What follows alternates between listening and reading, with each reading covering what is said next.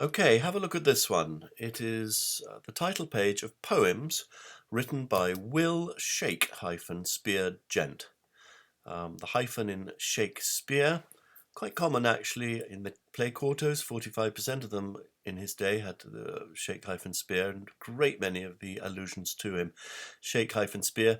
Of course, the Will from Stratford-upon-Avon never used a hyphen in his name, and so it's led a lot of people to believe that Will Shake-Spear is actually a pseudonym. This edition is published by John Benson, and it was published in 1640, so that is about 24 years after the death of Will of Stratford. And just in case people had rather forgotten who he was or anything about him, we have a poem set on the opposite page called Of Mr. William Shakespeare by John Warren. So he's just going to tell us a little bit about Shakespeare in case we've forgotten. Now, in the Renaissance, one aspect of poetry which is much forgotten today is its shape, known as its proportion or its figure. Now, you can't say a great deal about the shape of this one, but shapes were important, and there is one little aspect that is odd, and I'd like to draw your attention to it.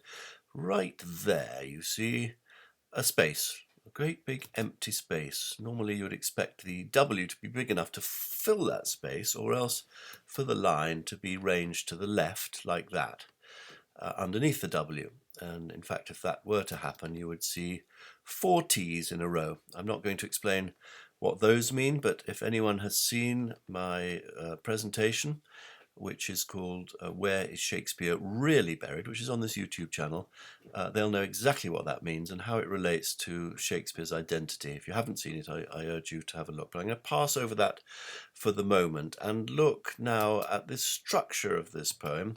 How is it made? What lofty Shakespeare art again revived. You'll see that line has 5 metrical feet. That's short, long, short, long, short, long, short, long, short, long, and therefore is known as an iambic pentameter. In fact, you'll see, and verbius like, now shows thyself twice lived, so we have the same there, and in fact, all the way through the poem, we have 5 metrical feet per line, except 1. Very interesting. That's the 3rd line. That's the same line where that strange gap was placed, as though there's something missing, and you'll see it's only got 4 metrical feet. So there's a metrical foot missing. That's to say there are 2 syllables, short, long, ba-bum. That's missing from that line. What is all this about? 'Tis love that thus to thee is shown. The labour's his, the glory still thine own. The labour's his? Who's he? This is addressed to Shakespeare. Talking to Shakespeare, show'st thyself twice lived. 'Tis love that thus to thee is shown. The labour's his. Who's this his? Well, there seems to be a problem here. Now we know that there are 2 syllables missing. Perhaps there's a name that has been deliberately veiled in line 3. I'm not the first person to suggest this. In fact, in the 19th century, a man called Ingleby came up with the idea. And Professor Stanley Wells and Professor Gary Taylor, who are the editors of this Oxford Shakespeare, are also of the view that a name is missing. And they print the poem, What lofty Shakespeare art again revived, and verbius like, now show'st thyself twice lived. 'Tis Benson's love that thus to thee is shown. The labour's his, the glory still thine own. You see what they've done? They've moved 'tis to the left, you look at it there, and they've placed the word Benson's, the name Benson's, in the gap. 'Tis Benson's love. Benson, you'll remember, is the publisher. Now, are these 2 professors being sensible? Let's think about it for a second. Is it normal when you praise an author to say, well, actually, all the work was done by the publisher? Don't worry, you're still getting the glory. No, I don't think that's sensible at all.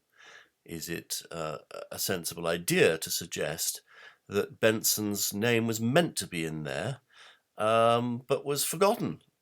No, I don't think it is. Benson was the publisher. If he was being praised, he would have jolly well noticed that his name wasn't there, and he would have ensured that it was placed there in the 2nd or 3rd book to come off the presses. Are we hiding Benson's name? That's a silly idea too, because of course Benson's name appears on the opposite page.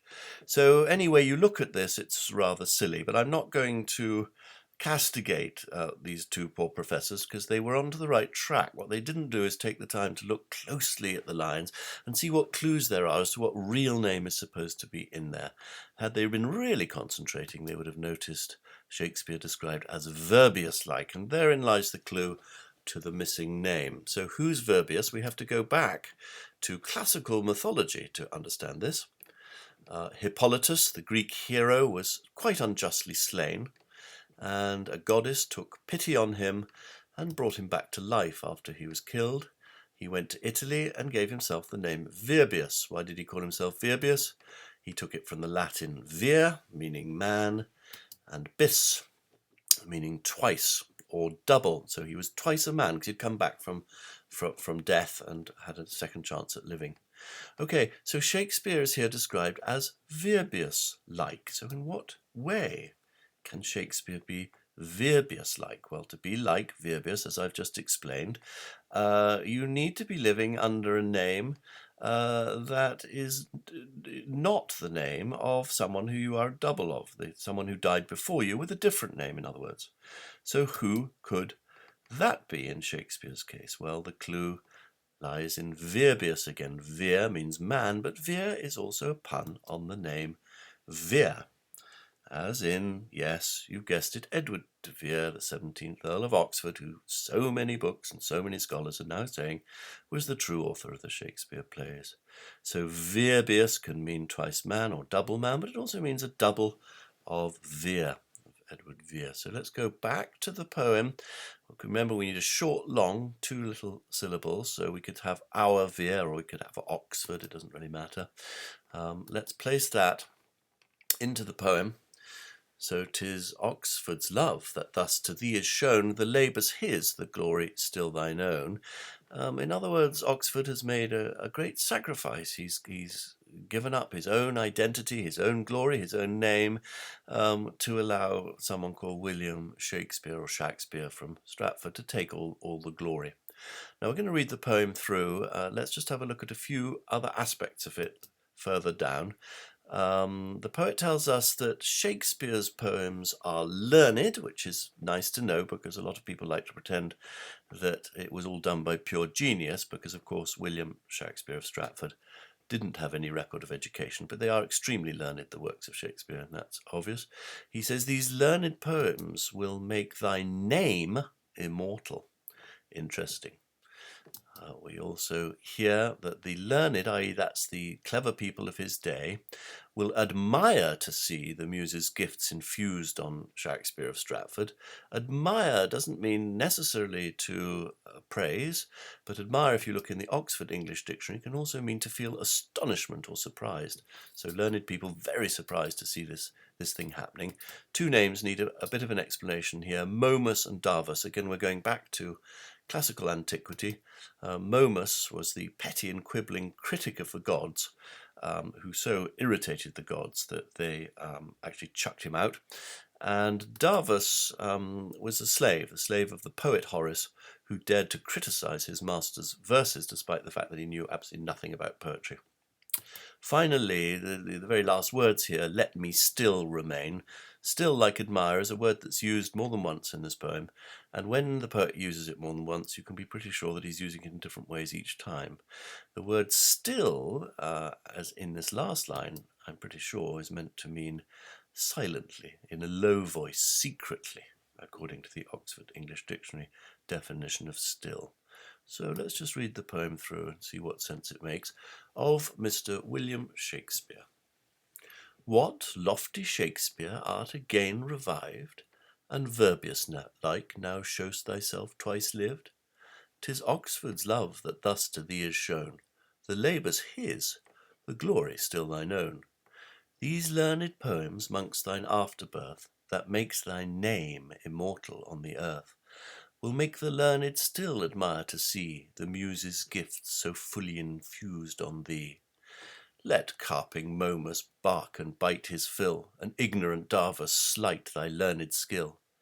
Yet those who know the worth of thy desert, and with true judgment can discern thy art, will be admirers of thy high-tuned strain, amongst whose number let me still remain. Very nice, clever little poem. Well done, John Warren.